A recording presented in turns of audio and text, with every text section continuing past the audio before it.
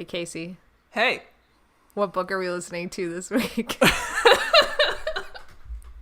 We are listening to The Sickness. Wah! No, I don't. Fuck it up. Do it again. Wah! Nah, that's not good either. That's so much better than mine. Wah! There we go. Wah! It's the worst. Oh, God. That's just like us. That's just like me, especially to try and plan an awesome opening and fuck it up horribly. We have editing. That's true. God. Yeah, the whole time I was reading this book, I was like, I can't wait till we start, and we both do the like, wah, wah. There we go. Get up, get down with the sickness. I'm just so glad we had the same thought. I'm so glad. Me too, and I'm not even really that surprised. I'm just glad. So the other thing about this book is I looked at the title. Sorry, I looked at the drawing graphic. Yeah. Cover, that's the word I'm looking for. Jesus H, baby Christ. Just keep reaching for those words. Dear God. Okay. So I saw the cover and I was like, oh, Cassie's turning into a slug. That's interesting. And then only halfway through this book did I realize, like, oh, that's not a slug. I get it. I liked that you went into this with such innocence, though. Yeah. Like, maybe. Oh, look, another book where Cassie just turns into a strange non-visual creature. This is great. And then halfway through, you're like, oh, my God, it's a yerk. I mean, on the cover, it's green, and it has, like, weird splotches on it, like markings. So I literally thought it was some sort of, like, slug situation. It's also got, like, flippers and antennae. Yeah, it's not what I would have initially pictured as a yerk. No, and not at all what's described even in this book. Also, fucking, I don't know. It kind of goes back to that whole, like, does the cover of the book give away what happens in the book? Mm-hmm. Obviously not for me, because I mistaked it for an actual slug, but, you know, in general. Yeah. I don't know. Problematic or not? I mean, I don't know. At least the tagline was pretty vague. Oh yeah, what's the tagline? I just put my coffee cup on it. It was Cassie like, is about to make a change for the better. Yeah, like that's nice and vague. Not like, hey, they have a new Animorph and he's an asshole and now we have to take him down. Like, thanks. That's the exact headline I want to see on the book. All of those words.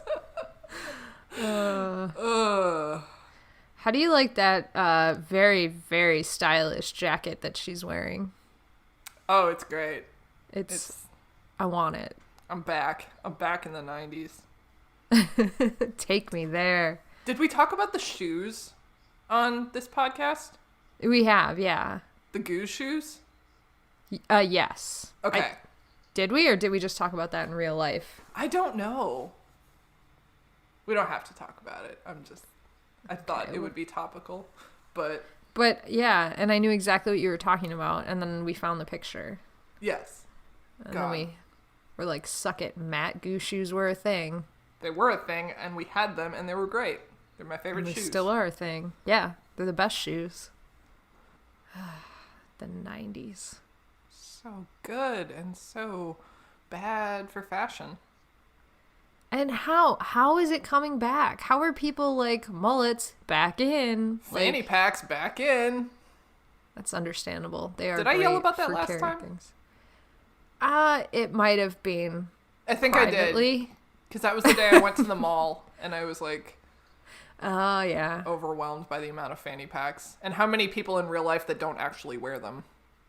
Yeah, not like Dwayne The Rock Johnson, who does wear them. And Elton John. Sir Elton John, I apologize. That's right. He's knighted. He is the defender of the realm. Should anyone come after the queen, he must go. He's got a biopic coming out this year. Yeah, oh yeah, the Rocket Man, right? Rocket Man. Yeah, that one. Yeah. Because biopics about musicians is like apparently the new fad. I mean, it is, and that doesn't even make sense because how many fucking years were they working on that Queen movie? Like a billion. Like a decade. Yeah. Like, back when Sacha Baron years. Cohen was supposed to be Freddie. Mm-hmm. Which, yep. I don't know how I feel about that on the other side of things. Like, you think you would have wanted him or you would not have wanted him? I don't know. I can't imagine it anymore. Like, back in the day when I heard the casting, I was like, oh, okay, I can see it. And now I can't. Yeah. It's hard because Rami Malek did a great job. Yeah. But, like, the other problem I have is I have such trouble separating Sacha Baron Cohen from Borat that I'm like, my wife. My wife. Or, like, Senior Pirelli from Sweeney Todd. Yes. Oh, my God. He's just such a character so actor. Like, I can't picture him necessarily in, like, a serious role. Like, I'm but, sure he'd like, be fine. Not to disparage him, but... He might have done a really good job because he could, like, really embody the character of Freddie Mercury. Mm-hmm. But then he might have ruined it. I don't know. He's also so tall. Yeah. He's a tall man. Like, normally when they have short actors like Tom Cruise, they put him on a box to make him look taller. He's standing on the box, I'm putting it on the news. Oh, sorry, that made me laugh harder than it should have. Oh, okay, right. They put him on a box. Put him on a box, but you can't really do the opposite unless you put everyone else on a box, and that's just an excess of boxes.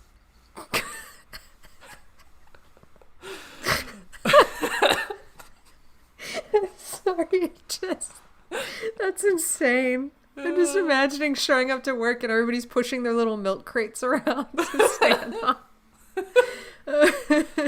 Everybody pick your crate. Do not lose your crate. Always keep track of it. We're going to put them on a box and then put that box on another box and then mail it to myself. Oh, God. Oh, Christ's sake. Ugh. How do we get here? I don't know. I don't know. I kind of feel like we got our mojo back, though. Oh, that's good. I mean, yeah. That's my fault. I'm going to take full responsibility for destroying our podcast for the past few weeks. No. No. I've been in a bad place past few weeks. It's my fault. We've both been in some pretty fucking rough patch. I mean, maybe we'll edit this out later, but like Probably. I'll just issue a general apology in case we don't, saying like it's been a rough few weeks for the both of us, so we're sorry if anything sounded depressing. Yeah. We still love Animorphs and love talking about it. It's just the details of our real life have leaked into our vocal intonations, I think. Maybe. Yeah. And our general energy level. Yeah. And also last episode when we were recording, I was trying to be quiet because I was recording in a hotel and I wasn't sure how much people could hear me. So I was as opposed to that other time we recorded in a hotel with two other people and we were loud as fuck, probably. Well, that's fair because the people next to us were loud as fuck too and kept banging on the door between our rooms. Oh yeah, that's true. And trying to open it. I was like, why? Yeah. Though? So I didn't feel that bad about that time, but this time I was like, oh God, what if people, and also I had said I was there on business, which I was, but there's just something about like, hi, I'm a business person. Let me into your business hotel. I'm going to go talk about Animorphs. Like, it's just weird. Oh God. I was saying something last night too, to like my family. They were like, here, we'll have some sort of dinner thing. And I was like, that's great. I'm like, but I have to leave early because I have to go read a children's book. Whoops. Yeah. I was trying to explain my podcast to my physical therapist the other day. And like for the past several weeks, I've been trying to figure out how old he is. And I finally, through Animorphs, wheedled away that he is almost 40. Okay. Did he know it or he had no idea? He had no idea. Okay. So... Is he going to listen? Should we be careful about trash talking him? No. He probably won't listen.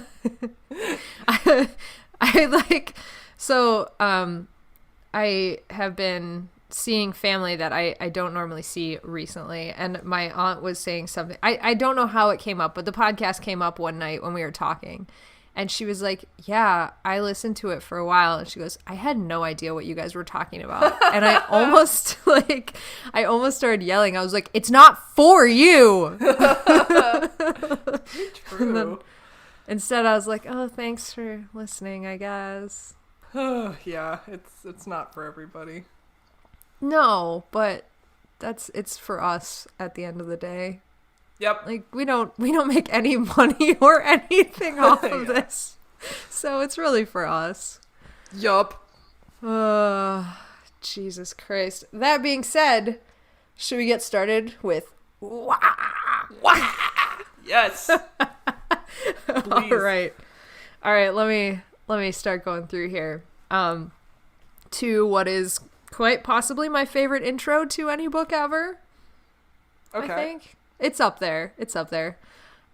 So Cassie introduces herself. We recap that one time she may have torn out a hork-bajir's throat after Jake ordered them to retreat, but also she doesn't know if it was before or after. So just in case, we're setting this up to be like, hey, by the way, this is the book that we're going to reference everything that happened in book 19. So yes. Just if we, just want to establish that first thing. Which I thought it was weird to bring up the whole hork-bajir throat tearing out situation, but then again, I forgot that was Aftran's brother. Mm-hmm. Aftran's little brother. My little brother. He's just dead now. He's super dead. He's like super dead. Super dead. Anyway. Anyways, we find out about the Yeerks, which is cool because Cassie doesn't think they're pure evil. So like even in the intro, we're like, well, yeah, they're evil, but some are good, and they're all individuals, and blah, blah, blah. And then also we talk about how they're helpless slugs and how she feels for them because they can't see and they can't hear, and, they have that, like, echolocation, but, like, really to experience freedom, they have to take over a host body. And then Cassie goes through this whole wrestling with her internal self over whether or not she's a nice person. So she thinks she's not. All of these thoughts are interrupted by Rachel, who is asking her if she were put on a desert island, would she bring Baby Spice or Marco? Which, I mean, what? She's like, two annoying people. You know the island game. Who would you pick? I don't know. I feel like I know Marco pretty well. I don't know Baby Spice very well. I mean, was this supposed to be like a really tough choice? Like, oh, they're both really obnoxious? Yes. Yeah. I thought Ginger Spice was supposed to be the obnoxious one. Jerry Halliwell? How dare you? I don't know. No, I'm kidding. They're all Spice like fan. Oh, me too. Are you kidding me? Mel C is the best. Mel C. Fucking shit. Have a Barbie doll. I didn't for the longest time. Oh, no. I'm not going to complain about how I didn't get it because it has to do with my parents being like, they'll be here next week. And then, of course, they weren't because it's Sporty Spice. But I'm not going to get into it. Anyways, I would bring Marco because I think having somebody more capable would be more helpful on a deserted island. But true. That doesn't really apply to Cassie. True. Because, she is morph capable. But, I mean, also, as big of a Spice Girls fan as I was in the 90s, I think I was more of an Animorphs fan. I mean... But yeah. Yeah. The comparisons between the two are pretty limited, so it's not like, if I had to choose one, but... What I want to know is what's Rachel's problem with Baby Spice? Like, why is she hating on Emma? Yeah. Who? So. Do you think Rachel was also a Sporty Spice fan? I bet she was. Oh, she fucking had to be, right? Right. Definitely. Man. I don't I know. wonder who. Never mind. I'm not going to get into to any of Spice this. Girls is each Animorph's favorite. Yes, you knew exactly where I was Oh, going God. with that, and I'm gonna veer out of that territory right now. Oh my god. They all have to take the which Spice Girl are you quiz and like the Oh my Tiger Beat or God. whatever. See, I feel like that's totally different. Like, which Spice Girl are you is different than which one's your favorite. True, yeah. Jesus Christ. Marco would definitely be a Baby Spice fan, though. I feel like he just would be. I don't know why I feel that way. I just but do. Also Posh Spice, maybe. Because she's like the sexy one, maybe? I don't know.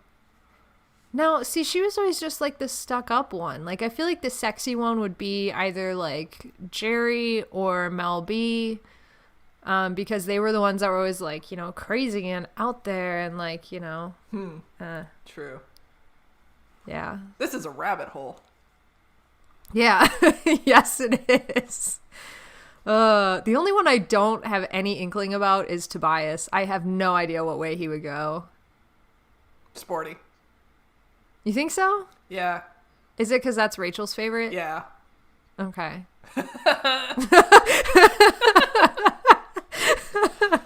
Oh, Christ.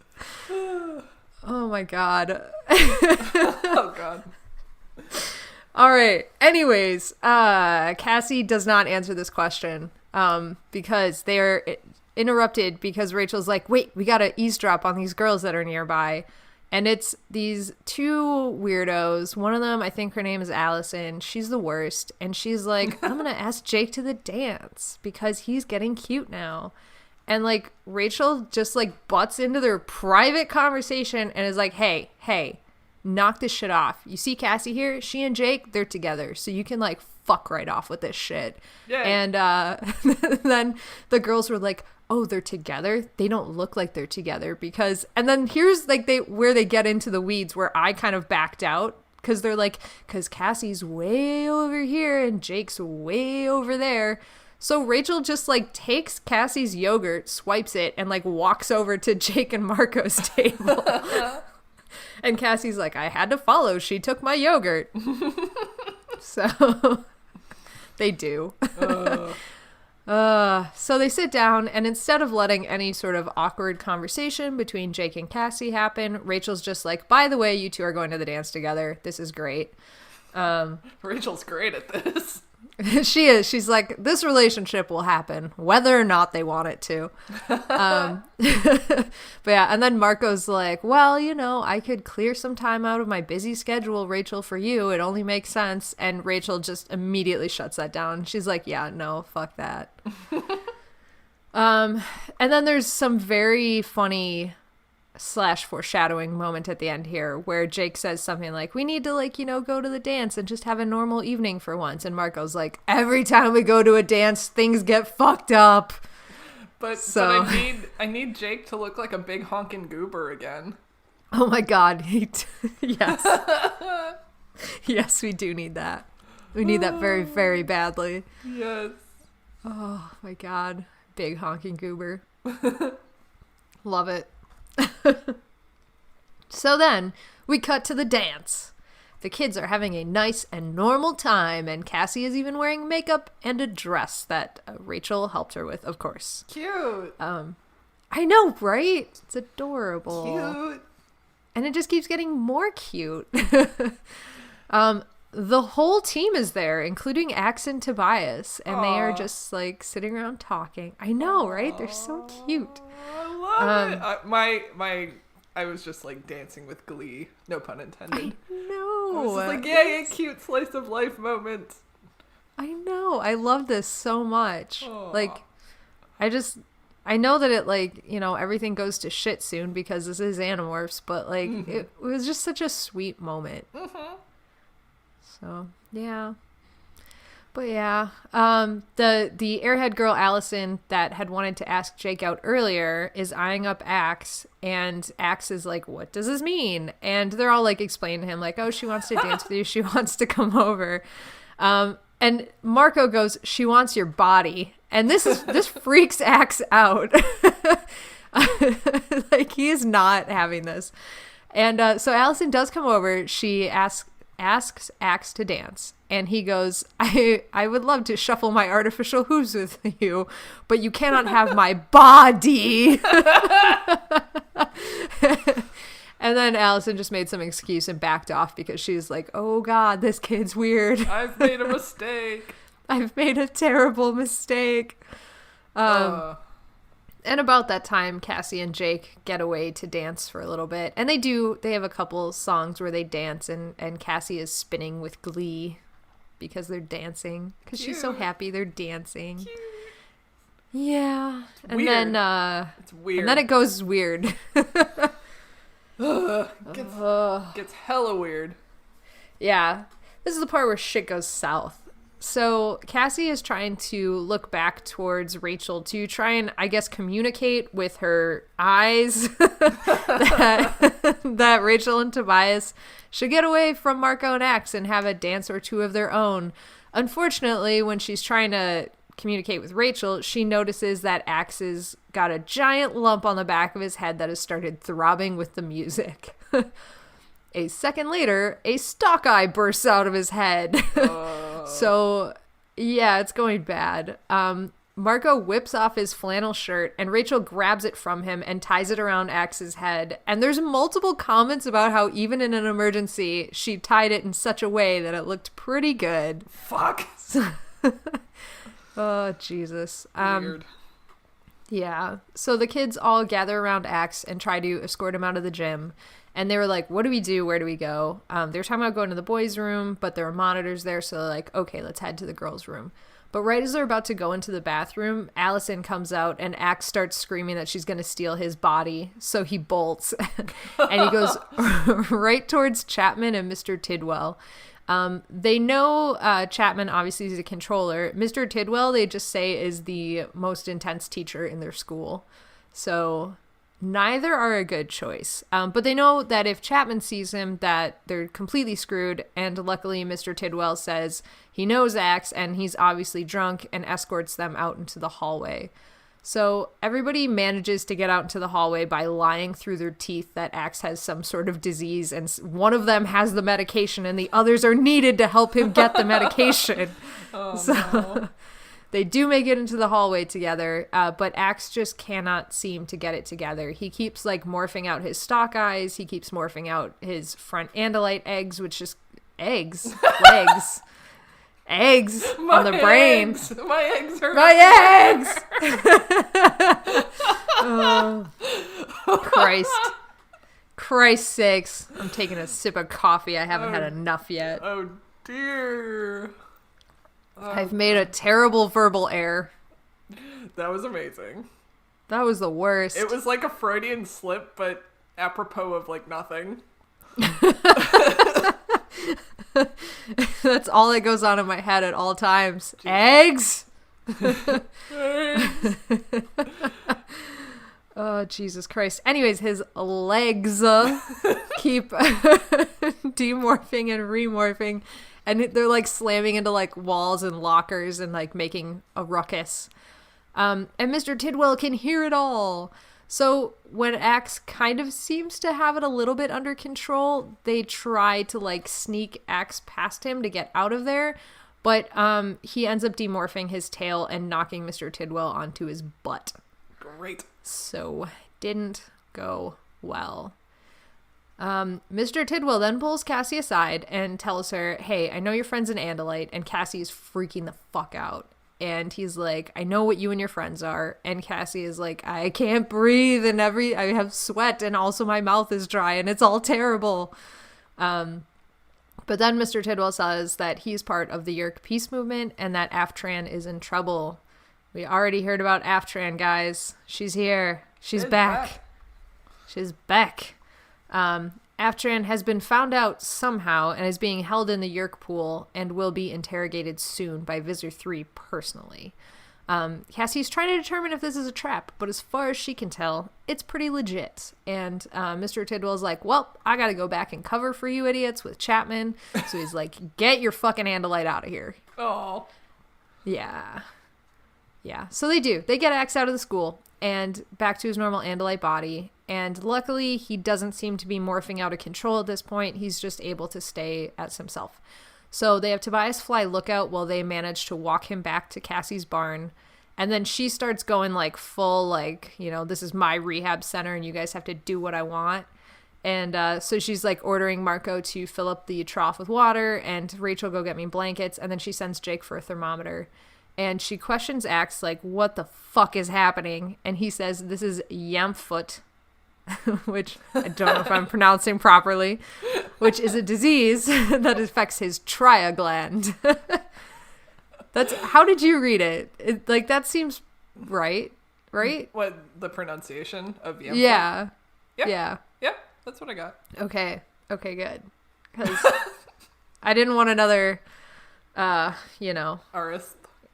Arist moment. I think Arsith just sounds better, though, honestly. Me too. I don't know. Personally.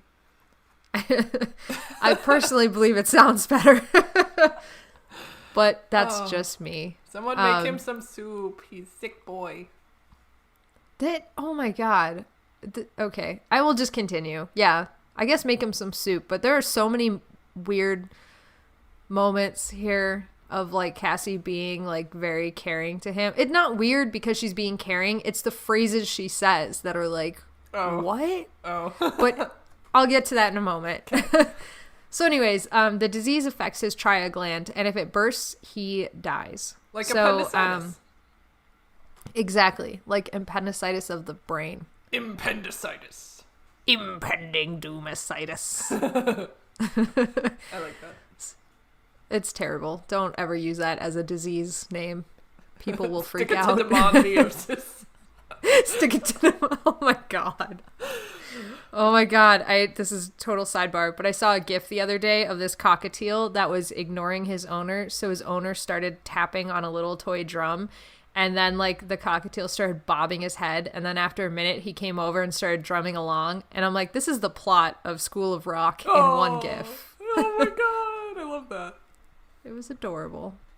So anyways, moving right along.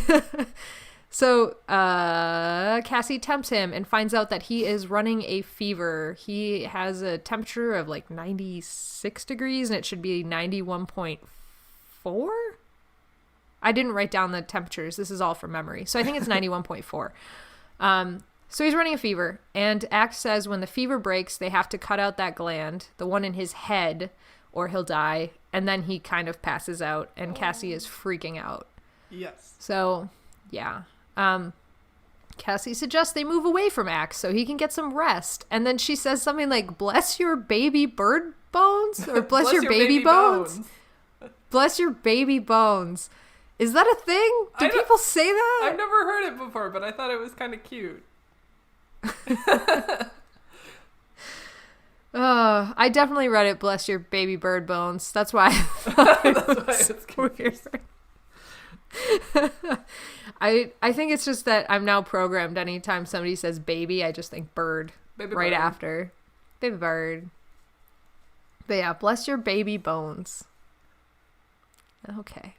Please don't ever say that to me when I'm sick. I will do that, and then I will place my finger in your hand to wrap your hand around my finger. Thank you. I will grip it with a closed triangle of hand.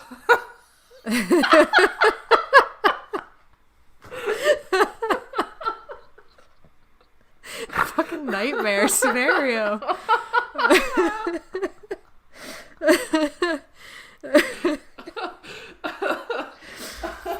Oh, Christ's sake.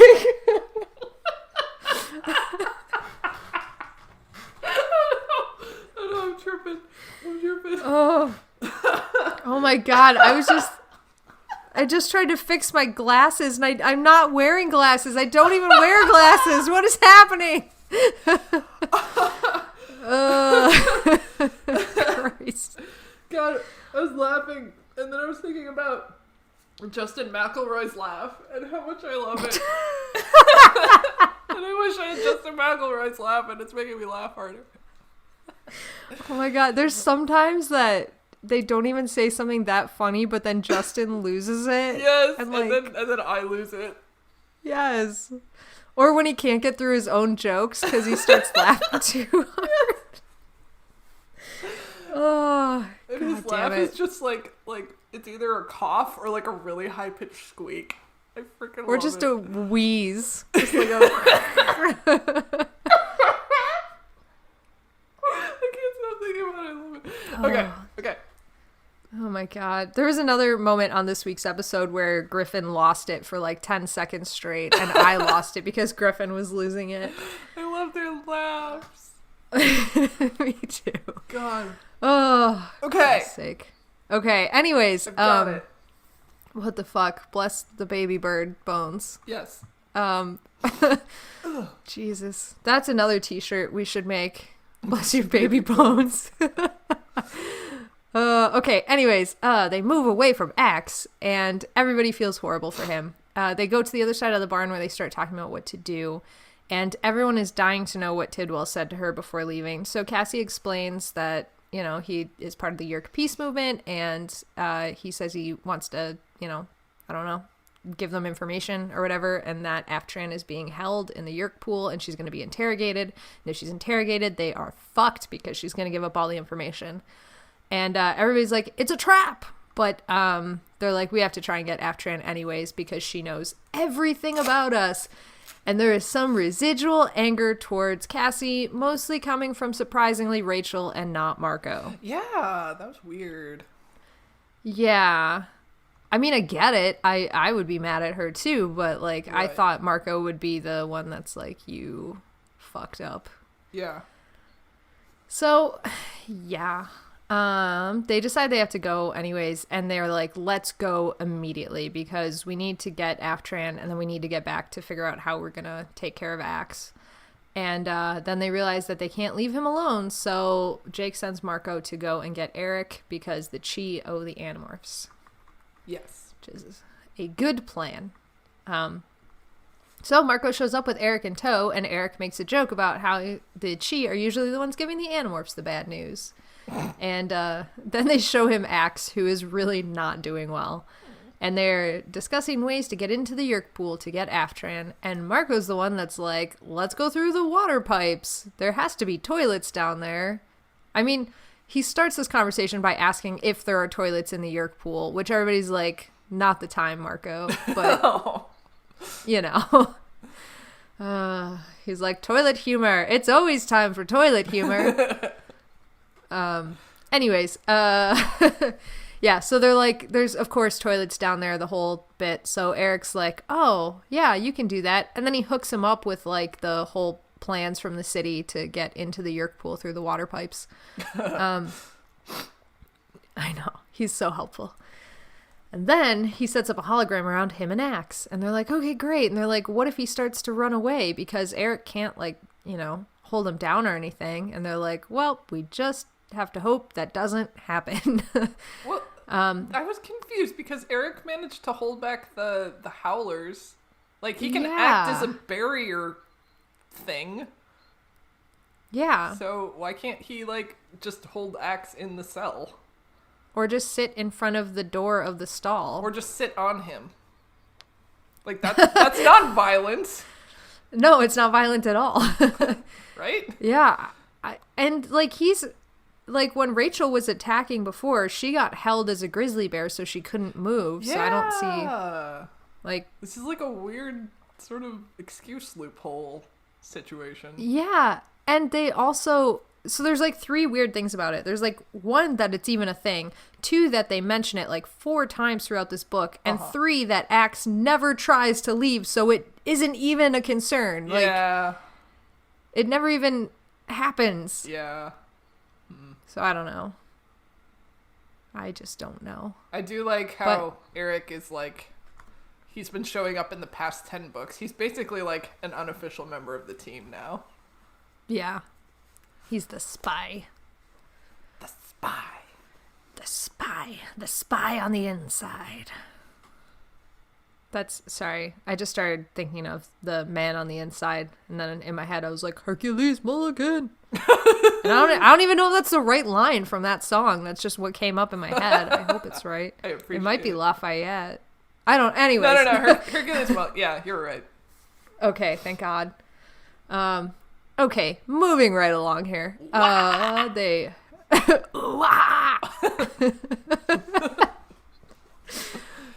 Oh, Jesus Christ. So they are like, let's go through the pipes. How do we do this thing? Because they are tiny and we are big and even cockroaches have to breathe. And Tobias is like, oh shit, there's some eels behind the bait shop. He's like, I steal them and eat them sometimes. Bad. They're like, gross. He's like, well, sometimes catching prey is hard. So I steal eels from the bait shop. How is that better than eating roadkill? It is in no way better than roadkill. It is worse than roadkill. Yeah. Please eat the roadkill. You are Do not eat these eels. He probably finds $1 bills after he does it and drops it near the store. Oh, he probably does. Oh. Aww. Or morphs himself and just goes and leaves it on the counter. Oh, I was going to chastise him for stealing, but then I was like, oh no, he wouldn't. He wouldn't. He's too honorable. He pays them back. He is. Aww. Shit. Anyway. Anyways. So they send Tobias to go get the eels, and he heads off and quickly returns with one eel because he dropped the other one on the way, and he drops this eel onto Cassie's shoulder. Okay. Because it's so slippery, I guess. So they all acquire it, and as Marco is acquiring this eel, he's like, my plan is so insane. Why did I say anything? And they're doing their normal pump up before the mission kind of thing, we ready to go, let's do this, blah, blah, blah. And then Cassie's like, it felt really weird though, and then she realizes it's because they're going on this mission without Axe. So no one to keep track of morph time. That's a great situation. Yeah, and no one to keep track of where they have to turn, because the instructions that they get from Eric are turn left, then turn right, then go past 2 pipes, then turn left, then turn right again, then go down, then go past 4 pipes, then do it's not here are 3 things to remember. They're here are 60 things to remember. Up, down, left, right, A, B, start. Yeah, pretty much, except not at all that easy to remember. Yep. So next thing they know, they're in the city water tower, and they are treading water in this weird, dark deprivation chamber. And they're trying to memorize these insane instructions that they just got. And Cassie is like, Axe would have remembered, but he's not here. So they're very sad, and things are very tense. I'm very sad, too. I miss Axe. I love him. Me, too.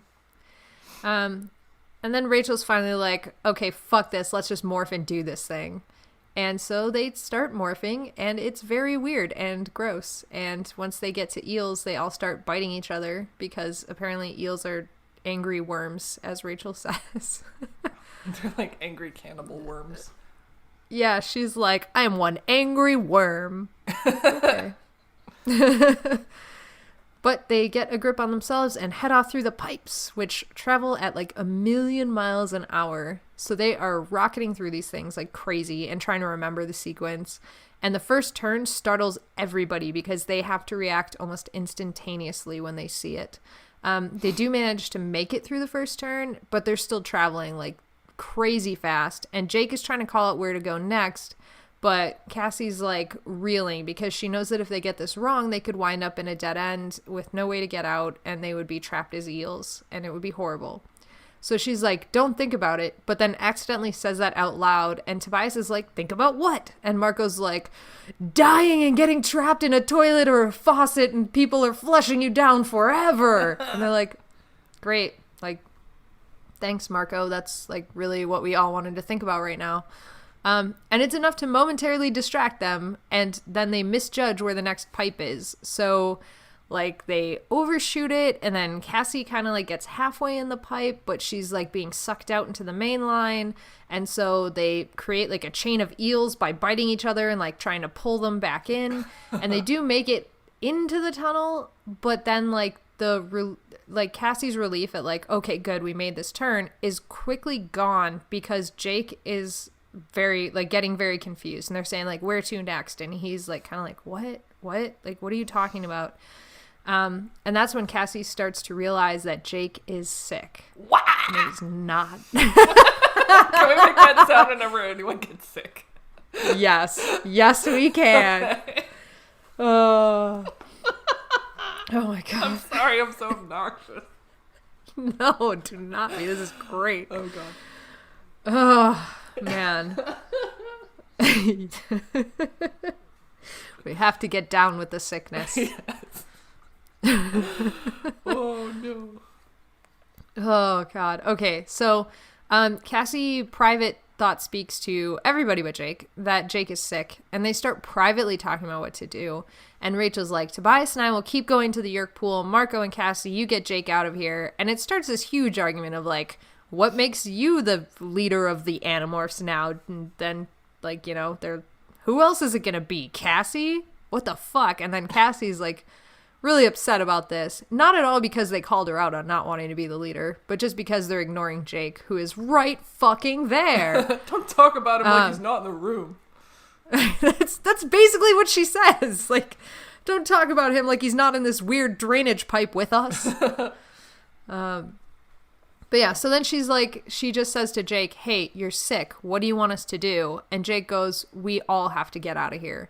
And then becomes unresponsive again. And it's Tobias that's like, I got it. We just got to ride out the water like it's air currents. And they're like, what the fuck does that mean, Tobias? And he's like, you know, when you're flying through a canyon at night, that common experience we all have together. It's like the air can only go through the open parts.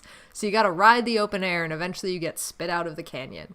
And they're all like, well, I guess that's as good of a plan as any. So they ride the water currents down into the darkness, and it's a really long time of, like, nothing. They're like, it feels like forever because it's dark and it's, you know, quiet, and it's just, it could be a minute or an hour. They have no idea. But then it starts getting loud, and they're like, oh, great, we're coming to the end of this thing. And then the water starts getting very forceful, and they're like, oh no, this might not turn out well. And then they're shot out into the open, and all around them they see fire. Hooray. They're like, ah! And they were pulled through a hose that was being used on a burning building. Huzzah! Huzzah! So they are shot through to the second story of the house, where they all start demorphing, even though they're being pelted with high pressure water. And Cassie's like, I kept, like, choking and being pushed towards the stove. Like, I don't know. Yeah, but they do demorph, like, some weird eel deformed beast creatures coming out of this crazy water. Yum. And then they start climbing through the smoke and the chaos to the top floor so that they can all morph to bird and make it out of there. And they get out of the burning house, but pretty quickly Jake crashes because he can't fly far because he's very sick. And then I think it's Jake that tells Rachel and Tobias, he's like, go check on Axe. And then Cassie and Marco help him get home. And they have to stop every little bit because Jake has to puke his guts out. And Marco gives us several delightful variations about how to say puke. Thank you. Including tangos with the toilets. And what was the other one? Rainbow burp or something like that? Or rainbow? He gave us like 30. I was horrified. I was laughing. I thought it was great. I was like, these are all great. I still can't get over when he told X that Allison was warm for his form. Oh my god, I forgot about that! Oh, that's so gross. I know. I've never heard that before as well. I mean, I immediately got it, yes. But oh god. Marco's so hip with the slang of the 90s. Oh, Jesus. Is it the 90s? I don't know. I think it's just a Marcoism. Marco uses a lot of, like, slang or shortcut words in this book. Yes. Oh, man. Marco. That kid. Ay. That kid. Yeah, so he's, like, just delighted at being able to give us all of his variations of how to say puke. Oh, Jesus Christ. Luckily, he shuts up soon because Jake soon loses the ability to really walk on his own. So they have to, like, work together to half carry Jake. And Marco and Cassie both get out of breath pretty quickly. Yes. Jake is a large man-child. Yes, and he needs to be carried by his friends to his house. Why did Marco just morph a gorilla and carry him? Actually, that's not a terrible idea. Yeah. It's not a good idea. It's not a terrible idea. Yeah, or Cassie could go horse again. Oh, yeah. Not that that worked out the first time that happened, but, you know. There are solutions. Ugh. Yeah, they could have done something other than make a seat with their hands below him and carrying him. But hey, it works, right? They made it to Jake's house. And Jake's mom was waiting for him. And they're like, what the fuck? How did you know? And she's like, oh, Rachel called me to let me know Jake was sick.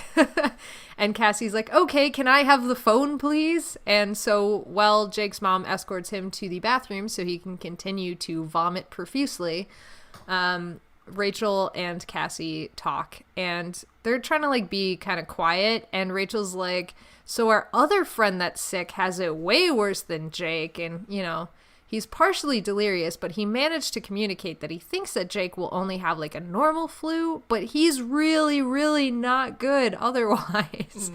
So, yeah. Not great. My boy. Yeah. Yeah, I feel bad for him. But here we are. At least he got sick. Like, that's something that I feel like a lot of, like, sci-fi books don't. It's either the main plot, like, once they go on this planet, they will be destroyed by bacteria, or, like, it doesn't even come into play. So this was, like, an interesting, like, they could get sick like everyone else kind of a thing. So it's interesting. But, yeah. Anyways, we cut to Cassie, who's in the middle of a crazy dream where she's getting ready for surgery with Noah Wilde as her assistant, which I assume is from E.R. No. Yeah. Grey's ER? Yeah. Noah Wiley. Okay. He was the hot I didn't guy. watch it. Well, that's good, I guess. I know they've mentioned him before in other Animorphs books, so Yes. that's, you know, whatever. He's hot, Anyways, I guess. I have no idea what he looks like. I never watched ER. But I believe you. Anyways, so yeah, Cassie's in the middle of this dream, and Noah Wilde is her assistant, but it's her dad on the table, and he's awake, and she's like, shouldn't we be putting him under for surgery? And then they're like, I don't know. And then he's like, I'm ready for the yumfoot surgery. But then her dad turns into Axe, and she's like, I have no idea where to cut. And then her friends are all tapping on the glass of, like, the operation room, and she's getting really annoyed. She's like, don't they know this is a delicate surgery? But then she about wakes up because it's actually her mom tapping on her door saying, like, Cassie, get up for school. You're going to be late. And that's when she mentioned she's exhausted because she and Marco were up all night taking shifts to watch Jake and make sure he didn't start talking and say anything that Tom could overhear. I don't think they put you under for brain surgery. I don't know. Because they want to see if you're responsive throughout, right? Yeah, I think so. Yeah, I think you're right about that. Not that I'm a brain surgeon, but I think you're right. So, yeah. They might paralyze you in some way. Yeah, I think they give you, like, the lidocaine in the head region. So Insane in the brain. Sorry. No. Anyway. Yeah. Cassie's tired as fuck. She's tired. She's tired and she's going to school. Gross. It is gross. That's the worst place to go when you're tired. Yeah, or in general. School is for fools. School is for idiots. I say this hopefully confident that all of our listeners have already graduated school and will not take this message to heart. This is a goof, y'all. This is a goof. School's good for you. Yeah. I wish I had paid attention and done better in school. Instead, I fucked around like an idiot. Although I do have opinions about the public school system and how it's not great. But that's not the fault of teachers. It is an institutional problem. Anyway. Mm-hmm. Anyways. Things. Right.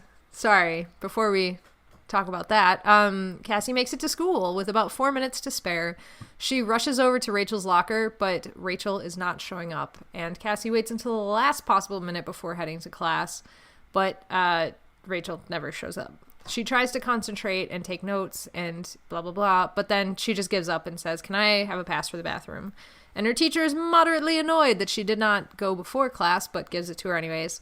And then Cassie uses it to sneak into the gym and call Rachel's house. Rachel's mom answers the phone and tells Cassie that Rachel has been up half the night puking. No! Not Rachel. I know. So, Rachel is now down with the sickness. What?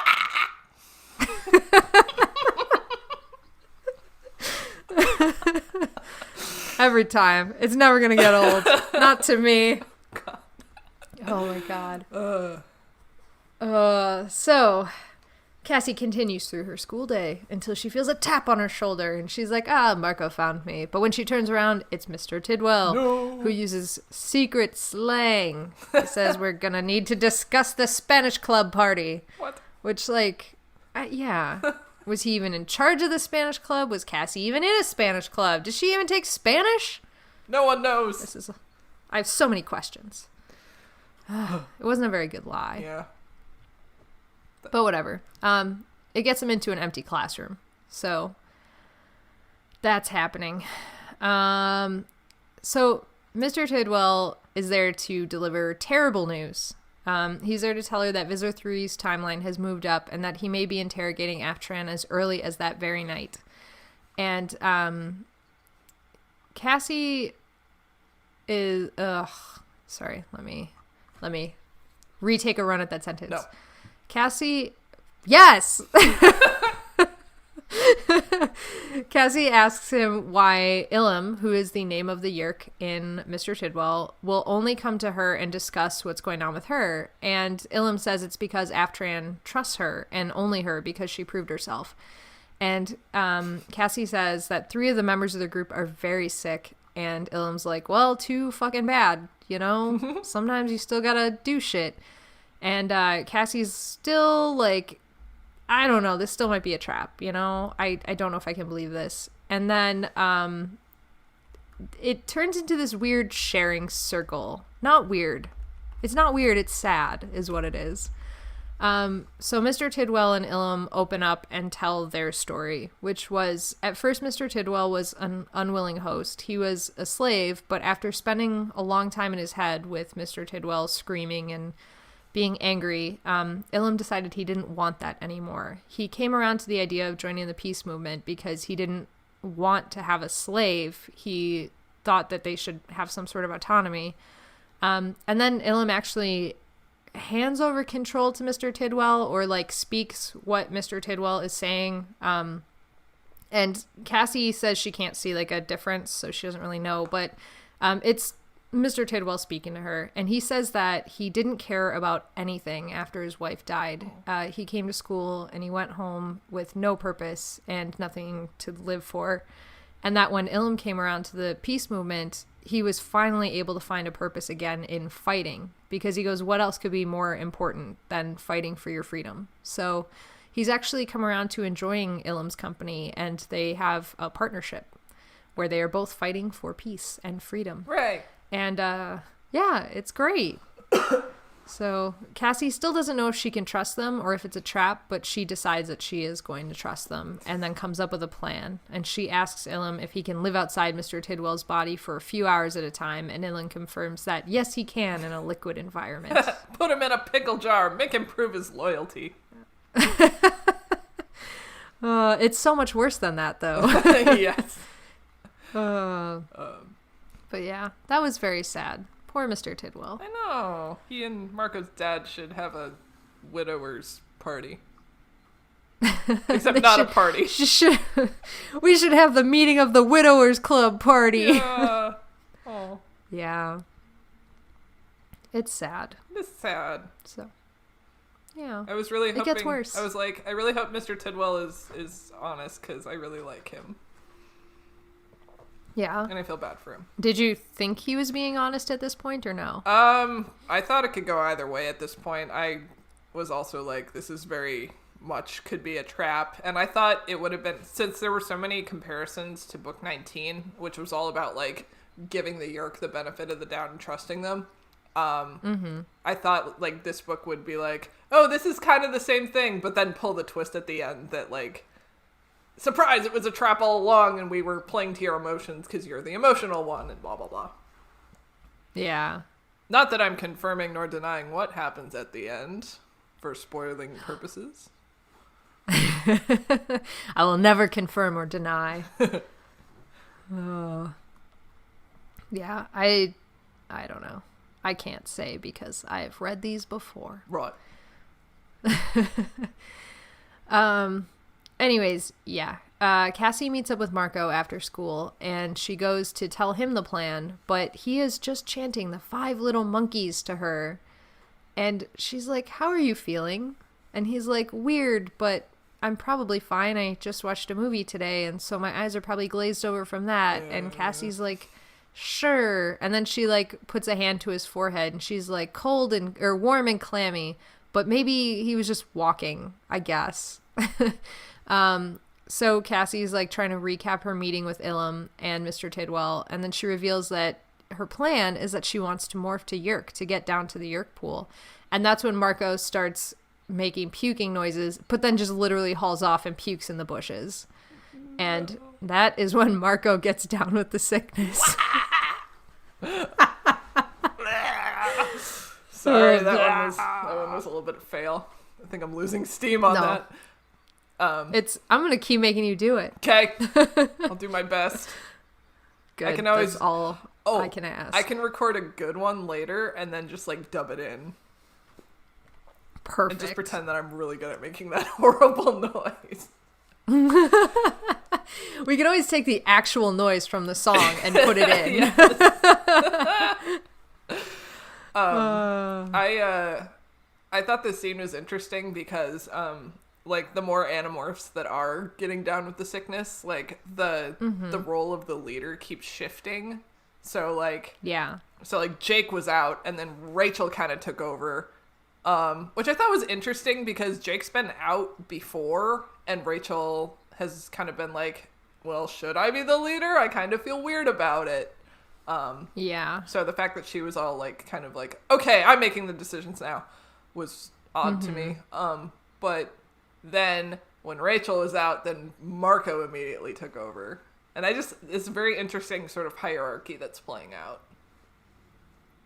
Yeah.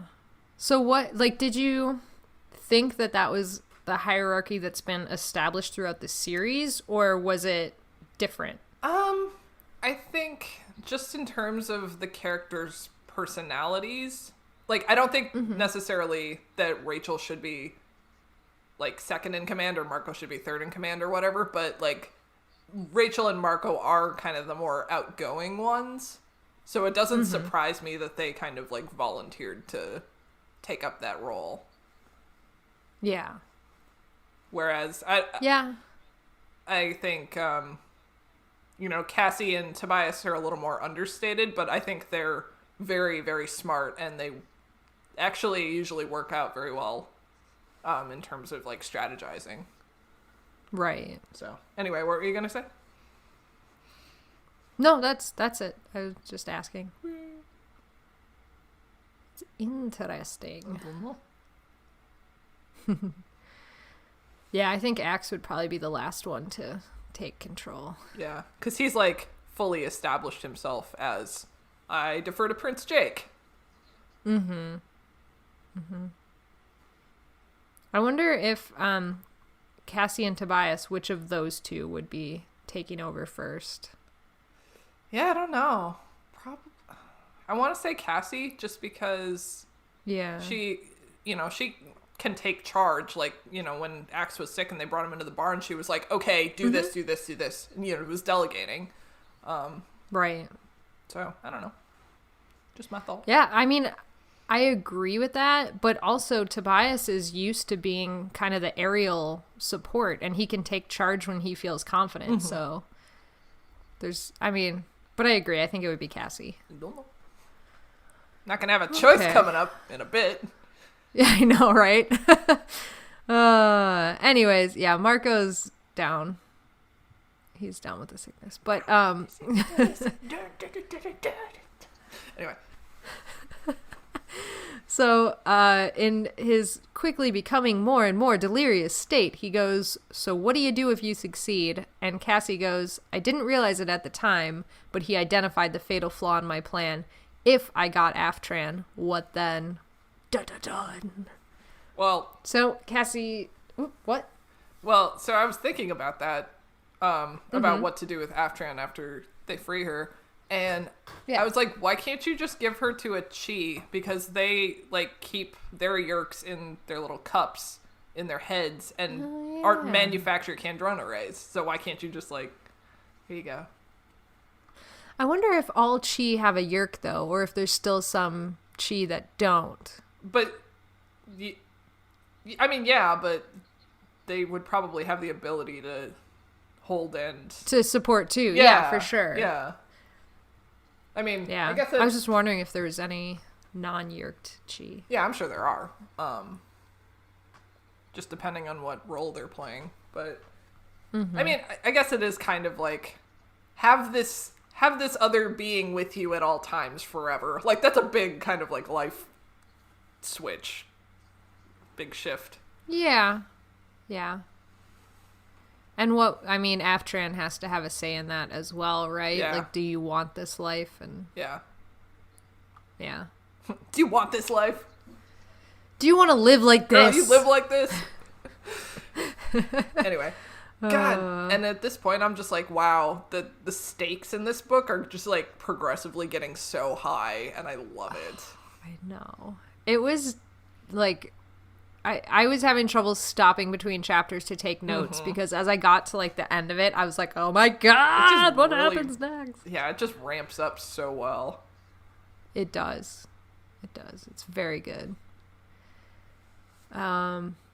Yes. Okay, so Cassie heads back to the barn to check in with Eric and Axe, and Tobias has been there keeping watch all day in case Axe leaves, but whatever.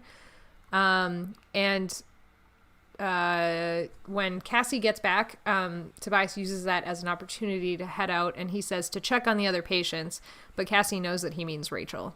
So Cassie's looking at the chart that they've taken his, like, Axe's temperature all day, and it looks like, if she's doing the math right, he's gonna hit the critical point in about 8 hours. But they warn her his temperature has been dropping in random spurts. It's not, like, evenly declining. He'll hold steady for a while and then it'll drop, and so they're like, it might be 8 hours, it might be now. Like, just be ready. So Cassie tries to talk to Axe again to try and figure out, where this triagland is and all that jazz, but Axe is just delirious and apparently owes Eric $1,007 because of many failed attempts at rock, paper, scissors, allegedly. So Eric's like, yeah, he's been like this for most of the day, where he'll seem okay and he'll seem like he's getting it, and then he'll just, like, lose it and become delirious. But this conversation is interrupted by Cassie's dad coming into the barn. Cassie leaps out of the hologram, out of the stall, and tells her dad, hey, I'm doing everything. It's fine. You don't need to be out here. And he seems really suspicious, so she's worried. But then he goes, you were pretending to be a horse, weren't you? And Cassie's like... I haven't played that game since I was, like, 5, maybe 6. But then she just went, yeah, you caught me. Oh, I loved that so much. Oh my god. Fucking love her dad. Me too. This is another, like, we don't get a lot of her family in this book, but when we do, it's very good. Yes. So, yeah. So Cassie starts doing the chores since she said to her dad she would. And she hears Tobias flapping in behind her. So she turns around and goes, oh, how's Rachel? But Tobias is like, I did not make it. I'm feeling a little, like, blah. And then trails off, loses control, and flies headfirst into a rafter. Baby, no. I know. He took a good thump on the noggin. Oh my God. But then the best shit happens. So he crashes to the ground. Cassie rushes over and picks him up, trying to make sure that he's still alive. And she gets one of his terrible quips that he always makes whenever he's injured. And he like tries to tell her that he didn't drink the punch. So yeah. And she's like, okay, he's still alive. She puts him into a cage, which is next to a golden eagle, which she knows he won't like, but it's the only cage they have. And she writes up a quick chart for him and says, I'm going to let my dad take care of you. And Tobias starts protesting and starts biting the cage bars, like, let me out, which was adorable. And then Cassie screams at him, and we get, I think, our first swear word ever that's blatantly stated in an Animorphs book. And she tells him not to give her any of his crap right now. And then Tobias is just like, okay, and sits quietly. I love this. And I love how in the past few books, Cassie has like started yelling a bit more and developing a little bit more of a backbone. I really, really like it. Yeah. I liked that. And I liked just the mental image of Tobias biting the bars and like pulling at the cage getting all puffy. Yeah. Also, I'm like, you could totally morph into a small thing and fly out of that cage. Into anything. He could morph into... There's so many ways to get out, but he just, like, accepts his fate. I think he's just mad. He's like, how dare you? Yeah. Don't put me in a cage. Nobody puts Tobias in a cage. Yes. Don't fence me in, man. Don't tase me, bro. Oh, no. Oh... Anyways, yeah, so Tobias has now come down with the sickness. No, I can't do it anymore. There you go. Yeah, it's adorable. Can you teach Gax to do that when you get home? I can certainly try. Yes.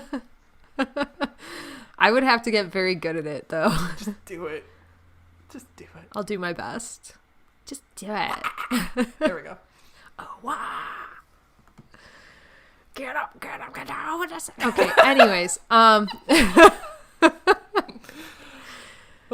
so God. Cassie goes into her house and approaches her mom, who's working on the computer, and she's like, hey mom, I'm doing a report on brain surgery. Do you have any good books about it? And her mom's like, oh, fuck yeah. So she like pulls some books. Fuck yeah. Fuck yeah, Cassie. I have some fucking books for you. Let's do this shit. Oh God. Oh, this is the reason I should never have children. Mommy, can I go play with my friends? Fuck yeah. Fuck yeah, you can. House. Get the fuck out. Oh, Jesus Christ. Anyways, yeah. Well, her mother is gathering these books on brain surgery. Oh, shit. She's like handing her these books, like, this one has this really good intro and this one has this good chapter, blah, blah, blah. Cassie is noticing the mug that her mom is drinking her coffee out of, and it's a mug with a silly picture of her family that they took at the gardens, where it was all of them doing the supermodel filter on there, and I guess filter. I don't know. What was it? It was like one of those like wooden things with the characters painted on it, and then you stick your head through the hole. Oh. See, I thought because it was an amusement park, it was one of those things where you like flipped through like the old timey. I don't. Like you go into the old timey photo booth and you can like dress up in like Civil War era shit. Yeah, but then like you can change the backgrounds too, like it's a green screen or whatever. I don't know. I made some assumptions. I made some massive assumptions with this mug. But yeah, there was a silly picture on there of them being supermodels or something, I guess, and her dad was making like duck face before duck face was a thing.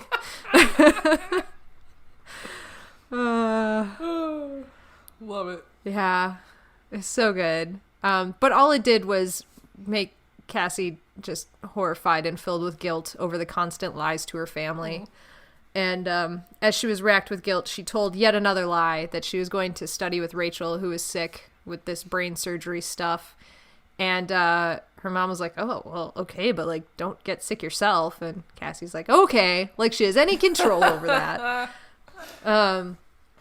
But yeah, so she stopped into the barn one last time to check on everyone, and she went into Axe's stall and tried to talk to Axe, but he was just non-responsive. Eric reported that his temperature dropped an entire degree in the past hour, which just lends to, like, she does not have time to save Axe. So she hoped that it would hold while she was gone, but she says to Eric if it doesn't, and then she just kind of trails off and lets that hang between her and Eric. And Eric says he understands. And then she touches Axe's face and apologized to him, hoping that he would understand what she was saying. And she knew that if he did, that warrior cadet Axe would understand why she had to leave him, even though he might die. That it was for the, she couldn't sacrifice the one for the many. But it didn't make her feel any less guilty that she might be leaving him to die. Poor Axe. I know. Everyone's just like, he's so expendable. Oh. There's just so many times he's been left to die. Yeah. Yeah. And she feels horrible about it, but there's just not much she can do. Oh. So, although interesting now that, we're comparing this to book 19, and in book 19, she was like, I will sacrifice the entirety of Earth and all of the Animorphs for one Yeerk, and now she's like, I won't sacrifice, the entire Earth and the Animorphs for Axe. Yeah. So, Character growth. So interesting. But anyways, at that point, she couldn't even do anything anymore. She just couldn't even, so she left the barn. She couldn't even. And she got on her bike and pedaled away furiously, trying to outrun her guilt. And while she was pedaling away, she started questioning every single one of her decisions, including the one to let Aftran go. But it was too late now, and she had to do the mission.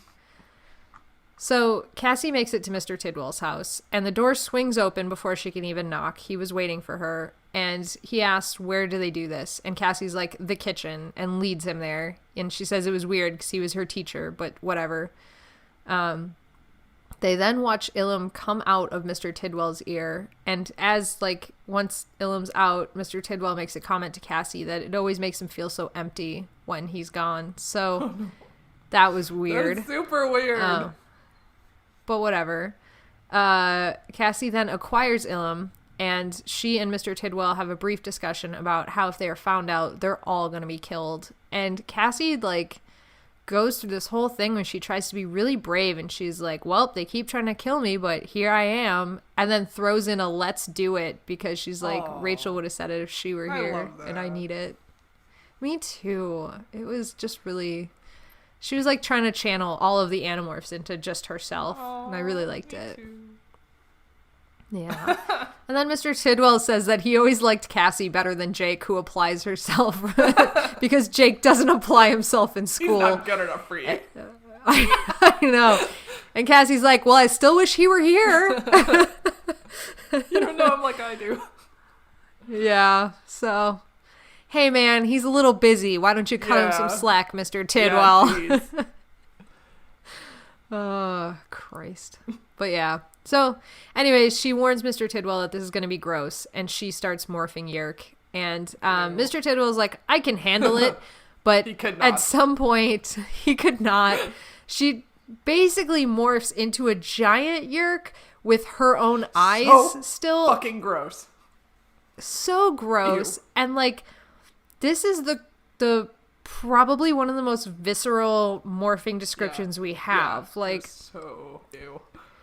It was so gross. It was as she was morphing, she felt the slime coat her throat and she couldn't breathe. And then she felt it flowing through her insides and surrounding her heart. And then her heart popped out of existence and she was just filled with slime. Ew. And then the coolest one, the coolest part of this was she was talking about how cold all the mucus and the slime was. And she said the coldness seeped into her bones and then her bones shattered on the inside and just everything turned into mucus. It was so cool. So good, but ew. So good. And then the last thing she sees before her eyes disappear is Mr. Tidwell screaming. Yes, he could not. So she can't hear him, but yeah, he could not handle it. Not ready for that jelly.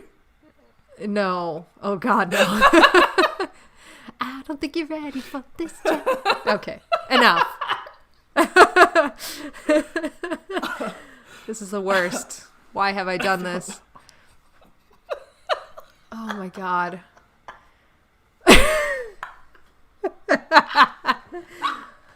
Fuck. You're thinking about Justin McElroy again, aren't you?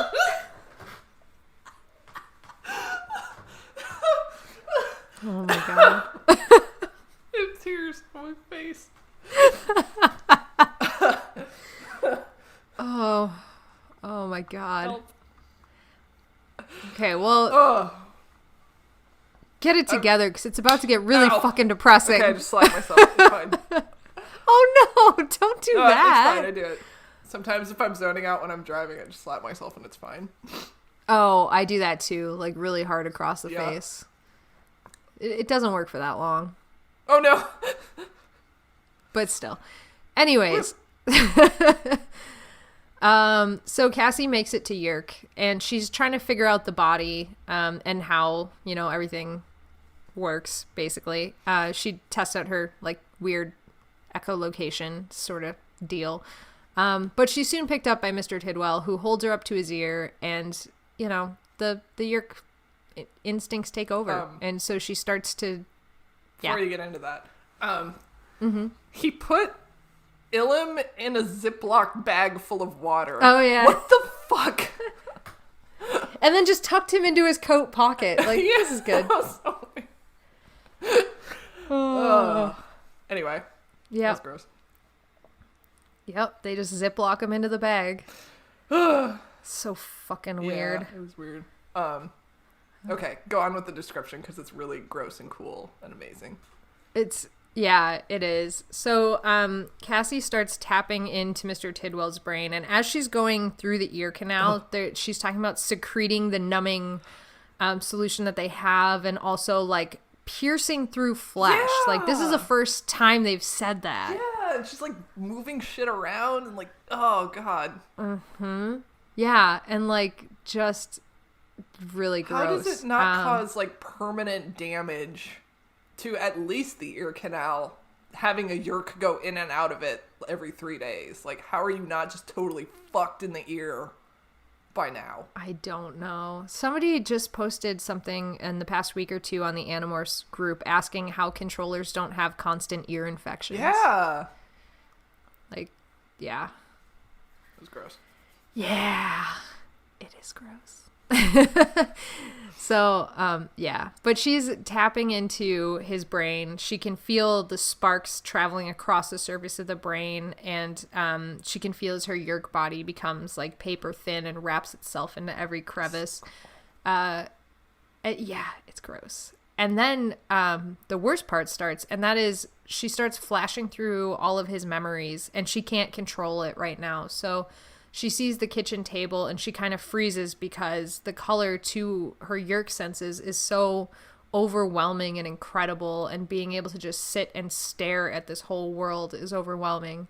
And then Mr. Tidwell's trying to like kind of get it together, be like, okay, like, what are you doing? We gotta go. And then that's when the memories start. So she sees the kitchen table as it currently is, and then she kind of flashes back a little bit and she sees Mr. Tidwell at this disgusting table that's covered in trash and dirty plates, and the sink is filled up and everything kind of smells like trash in his house. And then he flashes back a little further and he sees him and his dead wife at the kitchen table, and how they're having this flirty moment of like, you know, flicking soap suds at each other and just having this moment together. And then he remembers the night before he went to sleep and put a picture of his dead wife on the pillow next to his before bed. Ow. And yeah, and Cassie's horrified that she's seeing all of this, and so she's finally able to stop it and get a little bit of control and to stop going through his memories.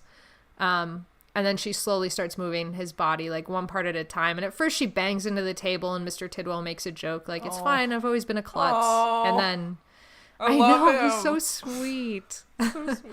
I love him too.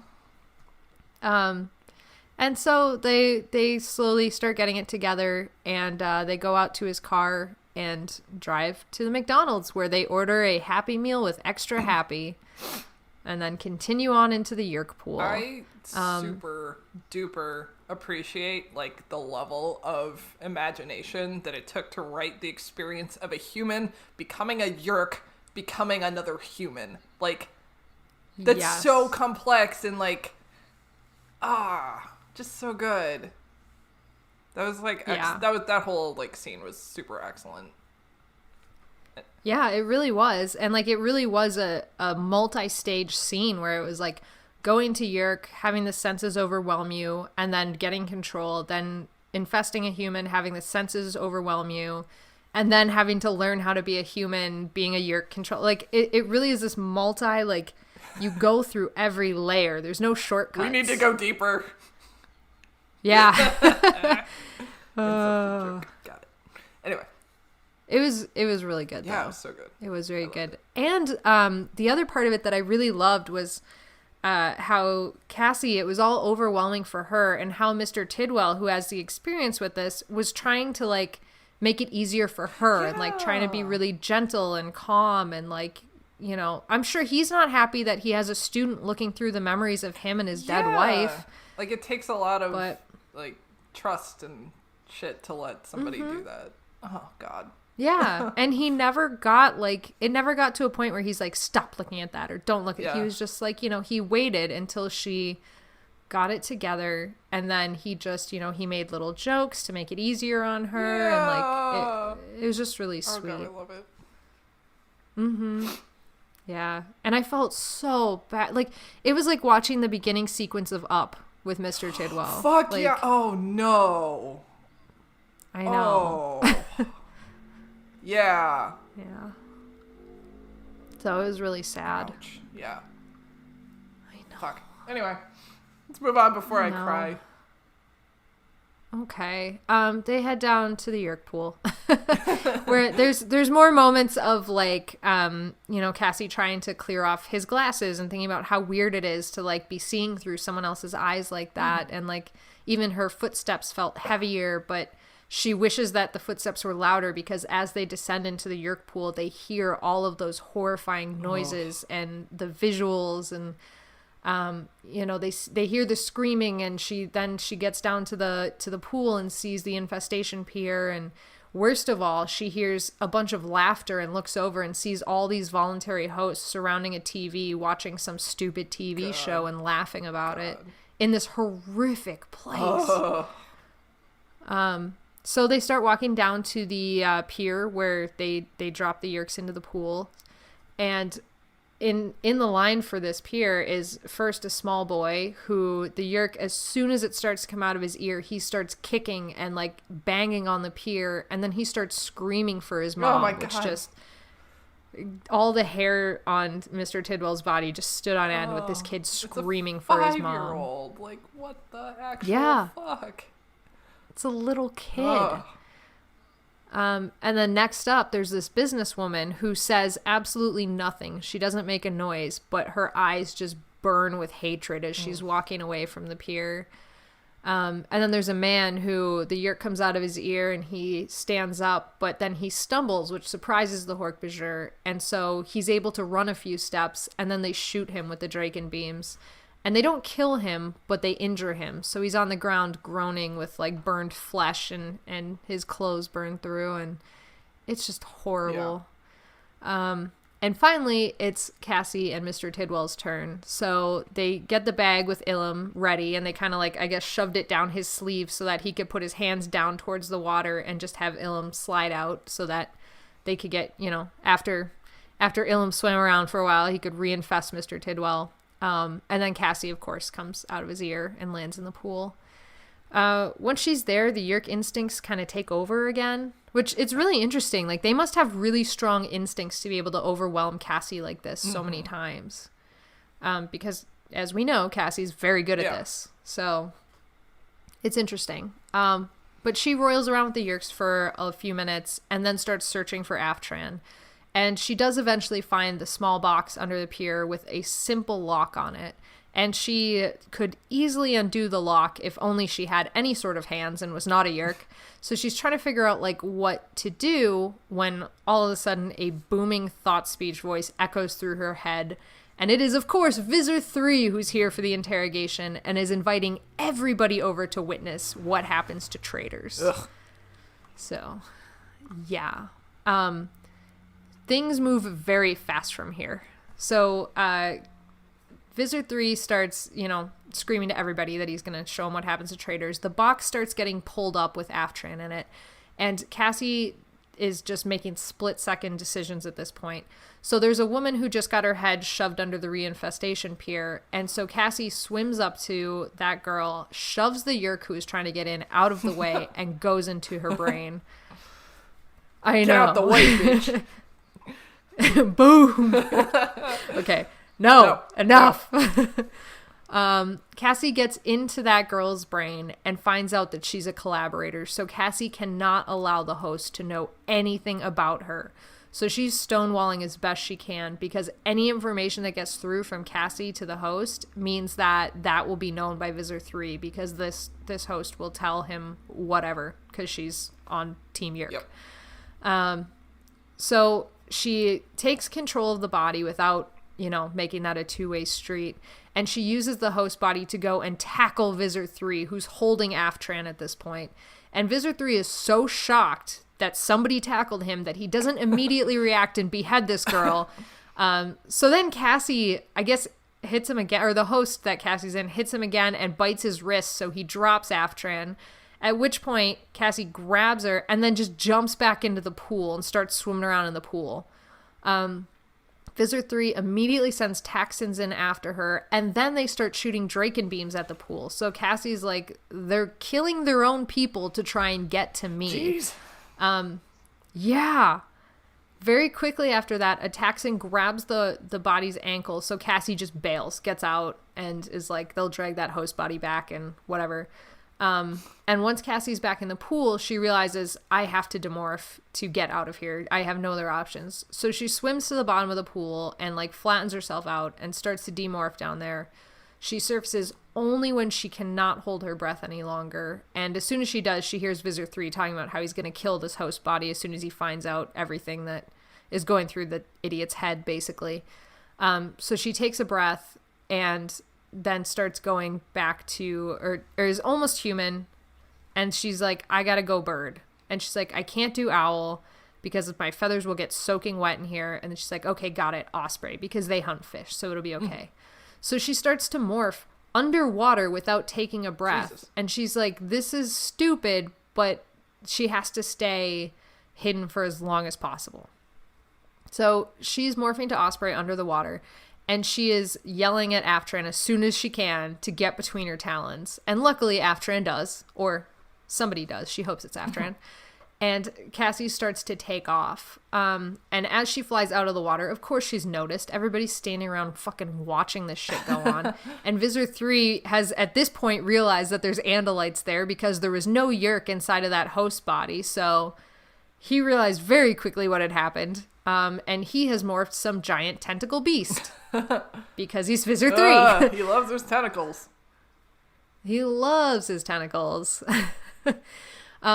So yeah, Visor 3, as Cassie's trying to get any sort of air at this point to get out of that pool, he's reaching up and tagging her with these tentacles. And she realizes as her wings start to go numb that there's poison or something in the tentacles, that every time he hits her, it's injecting a little bit of and making it harder for her to move and to fly and so on. So she summons up every bit of strength she has left. She thinks about Jake and Mr. Tidwell and Rachel and all of the team, and she just keeps flapping on her numb, decrepit wings out of there. And there are Dracon Beams being fired at her. And Visor 3 even makes a comment like, one of you idiots should hit something one of these days. That's my favorite. That was my favorite Visor 3 line. He was giving them a lot of shit. Stormtrooper level bad. Oh my God, yes. And he knows it. He's like, are you fucking kidding me right now? Mandatory target practice for everyone, starting Monday. No kidding. That would be the smart move. Yep. But yeah, Cassie does manage to avoid the Dracon Beams, and she starts flying towards the top of the staircase to get out of there. And the best part for me is that as she's avoiding Visitor 3, like once she gets kind of above his tentacles, all of the freed humans start cheering in their cages and like cheering her on. And the controllers are like screaming, like they're like, no! But I just love that all of these like caged people were just cheering for her, like, yes, she did it. So she keeps flapping for the stairs to get away from all of this, where she is intercepted by a hunter robot. And Cassie knows they have one weakness. It's that visual lens that they use to see out of. And so she's like, I have one shot at this. She takes as careful aim as she could and then sends poop flying at it. And she manages to nail it. Shits on it. Amazing. She shits on it to get away. And then she flaps up to that steel door at the top of the staircase, but she can't get out because she doesn't have any hands to open it. And, of course, the Gleep biofilter starts going off at this point. And it's warning, that it's about to destroy anything that isn't Yeerk or human, which, great. Okay. And so she's, like, freaking out. And also there's the hork-bajir rushing up behind her. But luckily at this moment, someone was coming in and the door opens and there's this woman standing there. So Cassie just blows past this woman who swings her purse at her and I think manages to hit her somewhat. But Cassie just keeps going. She gets to the edge of the freezer where they're trying to slam the door, and Cassie just makes it out of the freezer and gets some tail feathers taken out by the door slamming, and then makes it into the restaurant, where luckily there's some non-controllers, and they took pity on this poor scared bird that's trapped inside and opened the door for her. So, yay! She mentions, like, the great thing about humans is they're not all shit. So she does make it out of there, and then goes flying back to the barn as fast as she possibly can. So she gets there, she tells Aftran, we'll get you in some waters, in just a sec, and then she starts demorphing, and she rushes in to see Axe, who is now fully out on his side, panting, and Eric just simply says to her, he's in crisis. So now Cassie has to do the surgery immediately, otherwise Axe will die. And so she's talking about, like, she's so worried about him. She's worried about hurting him when she moves him. And Eric just picks him up effortlessly. And she's like, oh, well, that's good. Forgot about that. We're a hulking man beast. Yeah, exactly. And Eric gets him into the surgery room. And Cassie goes, can you make a hologram to make it look like the room is empty just in case? And Eric's like, of course, no problem. And Cassie starts to talk herself through how she's going to do the surgery step by step. And step one is make sure everything's clean. So she starts washing her hands, getting, the gloves, making sure her tools are cleaned. And then she goes over to Axe and she has the scalpel and she's like, okay, now I have to make the incision, but she doesn't know where. So she feels around his head and she can't find anywhere that would indicate where she should cut. Like there's no swelling, there's no bump, there's nothing like that. And that's when she realizes Aftran is here.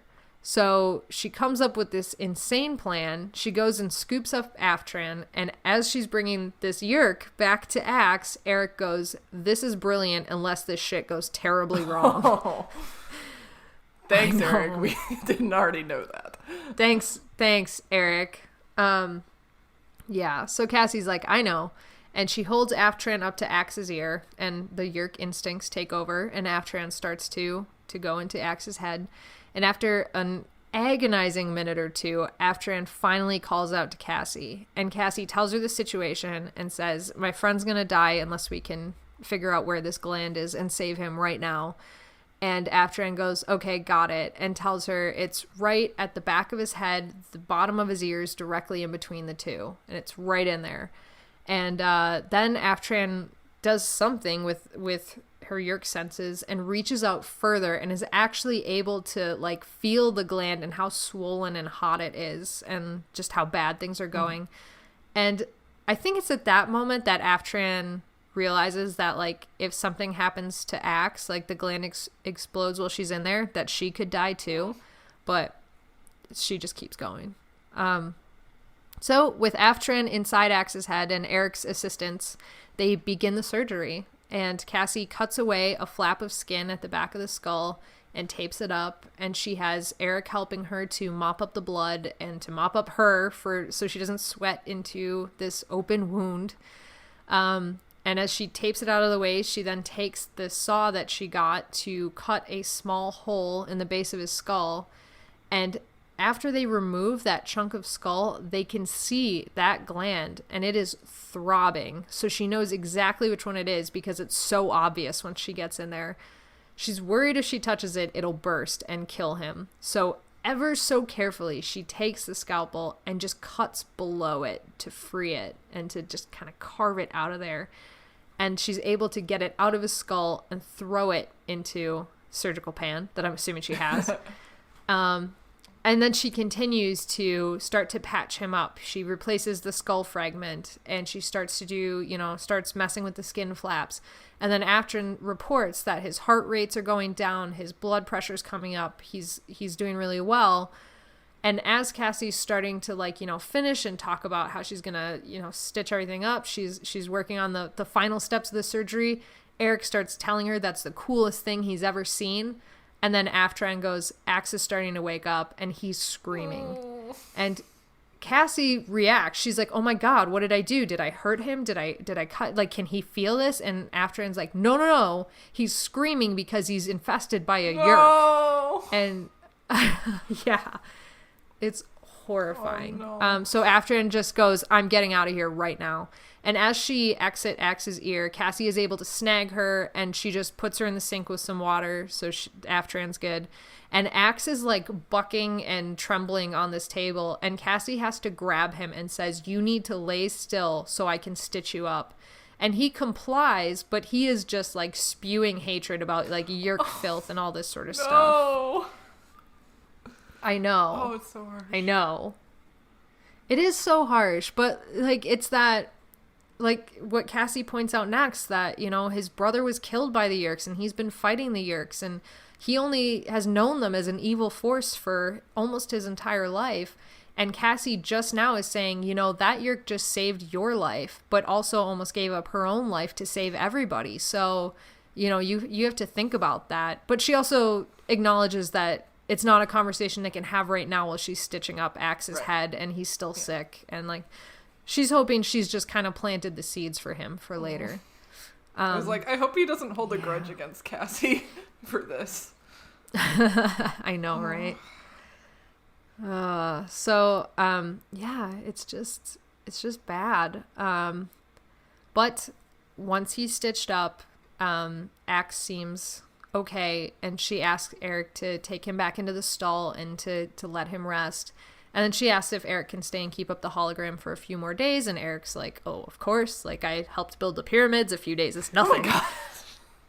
Fucking Eric the name dropper here. And then Cassie is thinking about just how grateful she is for what Aftran just did for her and what she had done with the Yeerk Peace Movement. So Cassie grabs Aftran out of the sink and lets Aftran go into her ear so that they can talk. After Cassie expresses how thankful she is to Aftran for everything, Aftran goes yeah, of course, but I need you to do something for me. I need you to kill me.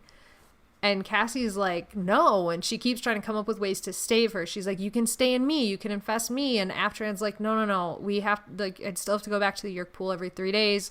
It's too risky, and if you get caught, we lose everything. And she goes, all I want is to not die from Kendrona starvation. It's a painful death. And Cassie is desperate to save her. And so finally Aftran says to her, it's not so bad to die for what you believe in. There are much worse deaths, many worse deaths. Oh, so sad. I knew Cassie was going to offer to have Aftran stay in her, though. I know. I know. Well, then we cut to a few days later. The Animorphs are all walking together to the beach, arguing over who had been the most sick. And they are all giving each other shit about how bad it was. And Axe is probably the winner because he goes, I had to have a yerk in my head before I got better. And they're like, okay. And then Jake asked Cassie, is this where Aftrin said to meet? And Cassie's like, yep. So she was talking about how she is headed out to deeper water, but wanted to say goodbye before she left. And that's when they tell us that after Aftrin was rescued and after Cassie had this conversation with her, they were able to meet up for a very short meeting. And Jake came up with the idea of using the blue box to allow Aftrin to morph, but the caveat was that she had to choose one morph to stay in forever. And at that moment, Tobias points out that he can see Aftran and tells everybody else like where to look. And as they look out onto the ocean, they see a humpback whale breaching. And Cassie says that this should be the picture in the dictionary under joy. So Aftran will live out the rest of her life as a humpback whale. Yay! Rachel wonders if Aftran will miss the fight, but Jake simply says her part is done. And then Cassie starts quietly contemplating, and she notices that Jake's staring at her. So she kind of acknowledges him, and he asks her what she's thinking. And she goes, nothing profound, just that sometimes we win one. And Jake says, yeah, and this time, Cassie, you won one. We won one. And that's the end of the book. Yay. So good. I loved this book so much. Such a good book. I am a little bit confused, though, about the sickness and getting down with it. Yeah. So I understand that the humans had it to a lesser degree than Axe. Yeah. But was it an airborne sort of thing? It sounded like germs because all of the germs and stuff were building in that gland. That was the problem, is that it was like filling with like pus and disease. Yeah, but like in terms of like transferring it to the other kids, like. Oh, I don't know. Probably. It was probably like, well, if it was like the flu, then it was probably like, yeah, like airborne or fluid, like contact kind of disease. Also, why didn't Cassie get sick? She was the only one. Because she's a good farm girl that has all the bacteria. She's taken all the vaccinations. Well, basically, I mean, that was how they figured it out, right? Is people that milked cows were the ones that didn't get sick because they got, the whatever's on the diseased cow udders into open wounds on their hands that built up antibodies, and that's how they're like, oh my god, we could do vaccines. So, like, Cassie is like patient zero farm girl kind of. Okay. All right, I'm down with that. That was my explanation anyways. Okay. I'm into it. Perfect. Plus she's already probably had extra vaccinations for dealing with all of the animals, like for rabies and things like that. So she's probably very well protected. I like it. So the other question I had was, who wrote this book? Because I honestly couldn't tell. And especially since the last book I thought wasn't ghostwritten, but it was, and it convinced me. Yeah, I was having a hard time telling. I thought maybe in the beginning it was ghostwritten, but near the end I thought it wasn't. So, what is the answer? It was ghostwritten. Okay. It was ghostwritten by Melinda Metz. M-E-T-Z. Metz. Okay. Melinda Metz. Yeah. Okay. Yeah, but it was extremely well done. It was. Yeah. In fact, probably one of my favorite Cassie books, if not my favorite Cassie book so far. Absolutely, yes, I agree. Yeah, wow. Yeah. Okay. Yeah, she nailed it. Because, like, here's the other thing. I was trying to figure out kind of, like, why some books were given to ghostwriters and others weren't. And it's like, okay, so we had the Marco book with the polar bears. Like, that one was more of a one-off adventure sort of situation. And then the next book with the Howlers, that was more of like a plot, like part of the overall plot of the series type of book. So I was like, okay, are we giving like the big plot books to Applegate, and then we're giving kind of the one-off adventure sort of character build-up books to ghostwriters. And sorry. Continue. Oh, I was just gonna say that, like, this one felt like a bigger book. Mm-hmm. But it totally had to do with her writing schedule. It has nothing to do with what's in the Animorphs books. It was when they needed her to work on another series. Gotcha. All right. Yeah. So it's not having to do with the plot. Okay. Yeah. But yeah, this was such a good book. It was so good. I really enjoy this one. And I knew it was coming up. So when I figured out which one was next, when we were reading the last book, I was super excited for this one. Yeah. So, yeah, some very good books. And it was down with the sickness. All right. Should we talk about character ratings? Let us do this. All right. What did you think of Jake? Again, he was just kind of there. He was out of it for most of the book. He dances like a lumberjack, though. He does, and that was cute. I don't know. 3. Okay, I'm gonna give him a 4 because the parts that he was actually like around for and part of it, I really liked him. And I thought it was a really awesome moment of growth and trust for him to let Aftran become morph capable. Yeah. Even momentarily, I think that was a big moment for Jake. Mm-hmm. But you're right. Yeah, he wasn't there a ton. So he gets a 4 out of 5. Mm-hmm. Okay, what about Rachel? I mean, Rachel was out of it for most of the book as well, but she was a really good friend and wing person in the very beginning with the dance stuff. So I super appreciated that. Yeah. So I will give her a 4. I'm giving her a 5. Because she's my favorite and I am a horrible person. We have no rules. God damn it, I'll do what I want. Yep. What about Tobias? He was around the second longest out of anybody in the book. That's true. Oh, and he got so mad being in the cage. He bit the bars. He bit them with his little beak. So mad. And Cassie said she was done with his crap and swore at him. I would give him a 5. Me too. Because he also came up with the eel plan, which didn't really pan out in the end, but usually it's Cassie to come up with what is the perfect animal for this plan? And he took the reins this time.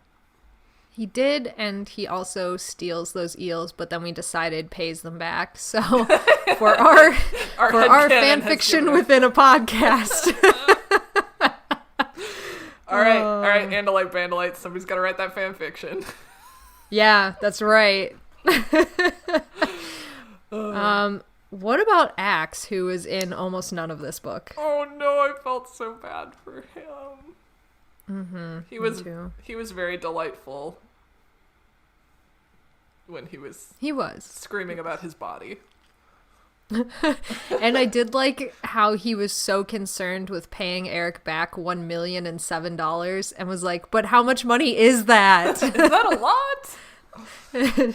It's up there. What do you mean? I don't see it. And he goes, oh, I do see it. Oh, yeah, so he was great. Yeah. He was great when he was in this book. I love But he wasn't in a lot, so. But I'm giving him a 5 anyway because he was sick. Okay, I'll give him a 4 just to offset your 5. Okay. And because I think I've given everybody extremely high ratings in this book. All right, what about Cassie? 5. She like Yeah, fucking 5. killed it in this book. She did. She's so good in this book. Oh, I loved Definite all of 5. her inner turmoil, but I love how it didn't like consume her or keep her from doing what she needed to do. And like, I wasn't like in 19, I was like, what are you doing trusting the Yerks? Are you crazy? Are you stupid? But in this one, she's like, I got this. And she did got it. So she did. And I also liked that she had those moments where she was contemplating, like, even letting Aftran go, did I do the right thing? Mm-hmm. But then there was a moment where she was like, can I trust Mr. Tidwell and Ilum? And, you know, are they telling the truth, basically? And she was like, I choose to believe them. Like, I can still choose to do the good thing and put the crazy, reckless hope in this alliance. Mm-hmm. And I love that she still chose that, even though I was screaming at her for it in book 19, like, you fucking idiot. I love that she still will choose that. Yeah. So, especially because I wouldn't. I'd be like, you're lying. Absolutely not. Yeah, so she gets a 5. Okay, what about Marco? I don't know. Again, not super in this book, but I did enjoy him when he was. Mm-hmm. So, I guess a 4. Okay, I was gonna give him a 3 just because, yeah, he was here, but, you know. He was around. He was around. He was Marco. He made some great comments. He tried to entice Rachel to go to the dance with him, which didn't work, but was entertaining. So, yeah. Yeah. Yep. Cool. We did it. Yay. Any other thoughts about this book? I don't think so. Yeah, I mean, it's hard to talk about, like, a lot of extra stuff around this because there's so many big moments in this book. And I think Aftran's message at the end there of, like, dying for what you believe in isn't a bad death is an interesting, like, I think that'll come to bear on other thoughts that they have and, like, other, like, ways that they view other choices in the books. Mm-hmm. Even if it's not directly said. So, yeah. I like it. Gave me warm, fuzzy feelings. Yeah. Yeah. I mean, it started with the dance. That was so adorable. I definitely thought the dance was going to be at the end of the book, and that was going to be the last scene. Yeah, I thought so too, but then it wasn't. Yeah. Oh, well. I think it's probably because... I don't think we watched that episode. But there's an episode of the TV show that includes a dance, and it follows that format of adventure first, dance at the end. Mm-hmm. Yeah, that seems... Yeah. It's like Stranger Things as well, because the last scene in the season 2. Oops. We dance take that at the out. end. Take that out. Okay, It's sorry. Spoiler. It's a spoiler. Sorry, Marisa. I haven't seen it, so I don't know. Oh no, I'm sorry. I can't confirm or deny I'm because sorry. I know nothing. Don't be sorry. It didn't spoil a single thing for me. I mean, yeah. Okay. Cool. Cool. Well, audience friends, if you guys have any last thoughts or memories that you want to send to us that I can't help but read, you can send those to anonymousanimorphs@gmail.com. Or you can find us on Facebook at Animorphs Anonymous is our main group, or our super secret, super awesome group is the Andalite Bandalites, and that's facebook.com/group/Animorphs Anonymous. And we also have an Insta Slam at Animorphs Anonymous and a Tweetor at Animorphs Anon. Yay! And if you want to listen to our podcast somewhere where you're not listening to it right now, we are on all the various podcast sites, including iTunes, GooglePlay, Stitcher, Pocketcasts, Spotify, and more. Nice. So many more. Tell me about your comic. I have a webcomic. Me, Kaycie, that's me. Hello, how you doing? My webcomic is called B-Side You. It's a nice little romance music comic, and you can find that at bsideyoucomic.com. That's BSIDEYOU comic.com. And check it out. I make it with my hands. Yes. And especially if you liked this book and have an interest in teachers that seem really hard-ass, but maybe have a nice gooey center, I think that the comic will really speak to you. God, I've been watching Gilmore Girls recently, and there's a character on Gilmore Girls named Luke, and he runs a diner, and he's very grumpy, and I'm like, that guy is Slater. Like, straight up the same person. Perfect. I like it. I love him, and I'm rooting for him. Good. I want you to. Yay! Why do we always talk about Slater? Like, that's... Because he's my favorite character, and I want to talk about the things that I'm interested in for hours. Oh, Jesus. Yeah, he's my favorite character by far. I just appreciate his constant, like, just disapproval of everything happening. And he, like, this is going to get weirdly nostalgic, but when I was in high school, I had a teacher that used to teach at the college level, and then he ended up losing that job somehow and had to come down to, like, he was looking for jobs anywhere and started applying at high school, so he wound up working at ours. And he legitimately said during the meeting, they asked him a question about, like, you know, how do you, like, help the students learn or blah blah blah, and he literally said, if they don't want to learn, then they're not going to learn. I can't force them, but I'll fucking tell them shit, and if they want to listen, then it'll work out for them. Yay! And they were like, okay. And, like, so he was, like, the grumpiest teacher, and so many people, when they found out I had his class, were like, oh my god, I hate that guy. He's such a dick. And then after taking his class, it turned out that he just, like, didn't put up with anyone's shit, but was really interested in helping you and telling you, like, hey, listen, in college, nobody gives a shit if you don't turn in the paper, but you'll fucking fail. So here, like, you take the responsibility on yourself. Same thing in my class. If you don't turn a paper in, I'm not going to yell at you. I'm not going to call your fucking parents. You're just going to fail. So either become responsible or get the fuck out. And, like, I loved that. Like, I connected with that teacher and I loved it. And I think I see that in Slater a lot where, like, they walk in and he's just like, I don't give a fuck what you do here. Like, this is a bullshit class. It's not going to mean anything to you in a few years. Oh, I love that so much. I liked it a lot. Oh. So, yeah. I freaking love that.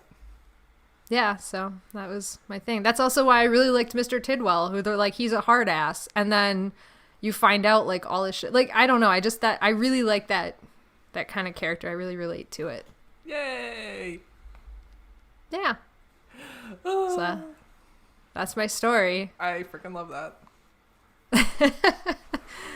All right. Well, should we get out of here before we bore our poor fans with any more stories about my high school? That would never happen. You have the most interesting and best stories of all of the time. That is untrue, but I appreciate the sentiment. But if we leave now, then we can put the intro music in and then not have to edit anything.